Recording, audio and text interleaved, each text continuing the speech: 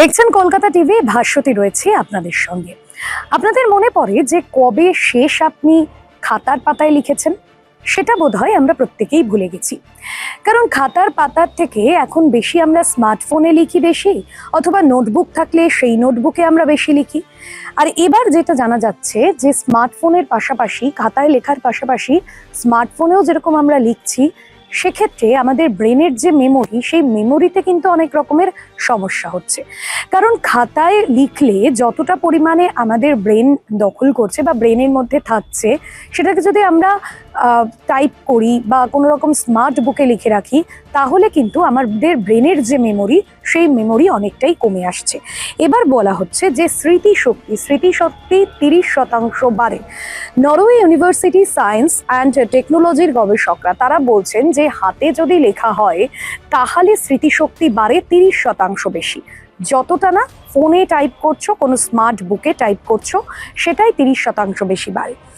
সেক্ষেত্রে হাতে লেখা নোট 25 থেকে 30% বেশি মনে থাকে। পরীক্ষার আগে কিন্তু তাই প্রত্যেকে হাতে লেখে।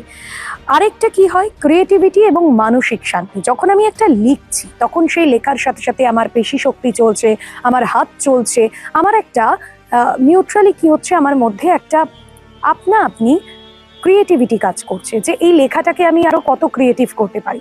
যখন আমি টাইপ করছি সেটা আমার ব্রেনটাকে স্মার্ট করছে, আমার টাইপিং এর দক্ষতা বাড়াচ্ছে, সময় কম লাগছে, কিন্তু আমাদের ব্রেন কোথাও গিয়ে একটা থেমে যাচ্ছে। এটাই কিন্তু বিজ্ঞানীরা, গবেষকরা বলছেন। আর কি বিষয় জানা যাচ্ছে এই ব্যাপারে? টাইপিং কি তাহলে ছেড়ে দেবেন? একেবারেই নয়, কারণ টাইপিং ছাড়লে একেবারে অসুবিধে। কারণ আমাদের যখন অফিসে কোনো গুরুত্বপূর্ণ প্রেজেন্টেশন থাকে, কোনো প্রজেক্ট থাকছে গুরুত্বপূর্ণ, তখন কিন্তু খুব তাড়াতাড়ি আমাদেরকে টাইপিং করতে হচ্ছে, বা আমাদের সারা সপ্তাহের হিসেব আমরা লিখছি, তখন আমাদের টাইপিং করতে হচ্ছে। তাহলে টাইপিং ছাড়ার কোনো মানেই নেই। তাহলে আমাদের একটা ফর্মুলা মানতে হবে, লার্ন বাই টাইপিং অ্যান্ড আরেকটা কি ফর্মুলা, লার্ন বাই হ্যান্ড এবং ওয়ার্ক বাই টাইপ। এটা কিন্তু আমাদের মনে রাখতে হবে। নতুন কিছু শিখতে গেলে বা মাথা হালকা রাখতে গেলে কিন্তু লিখতে হবে। প্রফেশনাল কোনো বড় কাজে আমরা টাইপ অবশ্যই করতে পারি। আর আরেকটা কি, গভীরভাবে লিখতে হবে, গভীরভাবে শিখতে হবে। যদি আপনি একটা লেখা লেখেন, তাহলে আপনি ধরুন ক লিখছেন বা কোনো অ্যালফাবেট লিখছেন, তাহলে সেটাকে আপনাকে গভীরভাবে শিখতে হবে। সেই কটা যখন লিখছেন, আপনি যখন একটা ওয়ার্ড লিখছেন, ওয়ার্ডের যে স্পেলিং, সেই স্পেলিংটা আপনাকে ঠিক রাখতে হবে, যার জন্য কিন্তু আপনাকে সেই জায়গায় যথেষ্ট পটু হতে হবে। তার জন্য এই যে লেখার যে ক্রিয়েটিভিটি, সেই লেখার ক্রিয়েটিভিটিটা যেরকম বাড়ছে, আপনার লেখার শক্তিওটা বাড়ছে। আর তার জন্যই এখন বিজ্ঞানীরা বলছেন যে হাতে লেখা সব থেকে বেশি গুরুত্বপূর্ণ।